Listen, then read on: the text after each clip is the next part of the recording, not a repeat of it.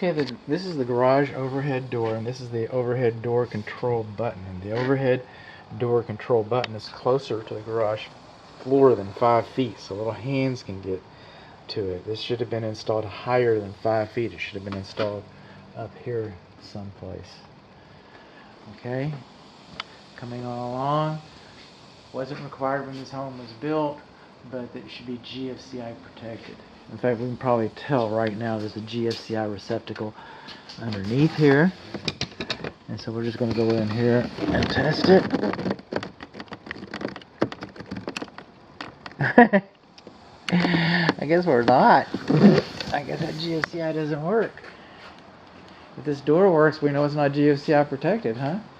Then our control wires, see how they're stapled up right there, all tight and nice?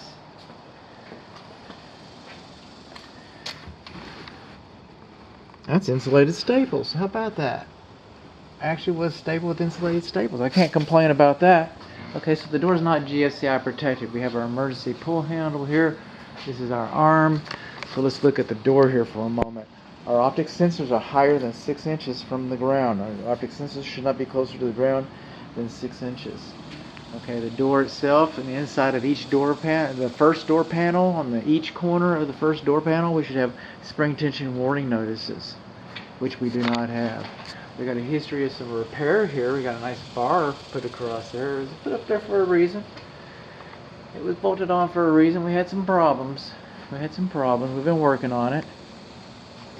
The manual door lock is not supposed to be, should be decommissioned. You shouldn't close the door and then be able to open it with the door locked, and you'd bend your door all up, and then probably need to do some repairs to it.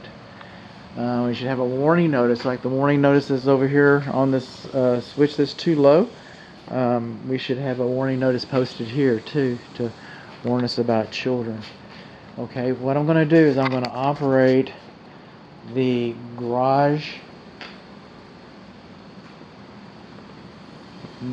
car entry metal panel overhead door safety reverse. We're going to use it with using the optic sensor only. We're not going to do a block test. I will have instructions baked into the inspection report. If you'd like to do a block test, adjust the sensitivity to meet your particular needs. But I made a business decision to do no harm. It's in the inspection agreement. It's in the inspection agreement that's posted on the website. I'm going to explain it inside the inspection report as well. So we're coming along over here.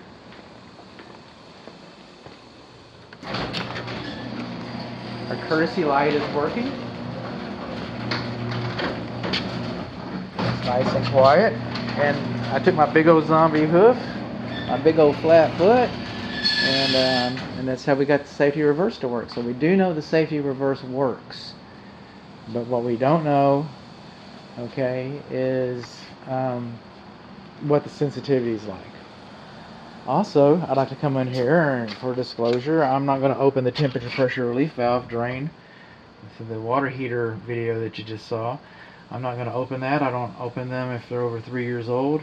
I don't open them if they discharge inside the house where they could do some harm. So that was not opened. So just kind of heads up on that. And so that's it. What do we learn? Our optic sensors are too high. We didn't have warning notices. We've had some repair. We do not have a safety notice. We learned that our manual disconnect has not been undone. We decommissioned. We learned that we do not have a GFCI protected receptacle on the garage ceiling. And we learned that our switch is too low and it does not have a warning notice on it either. Okay, safety notice. So the safety notice is like, it usually has an illustration of a child getting squashed or something. And then the warning notices, they can just say warning. Those are for the spring tension. So no warning notices and no safety notice.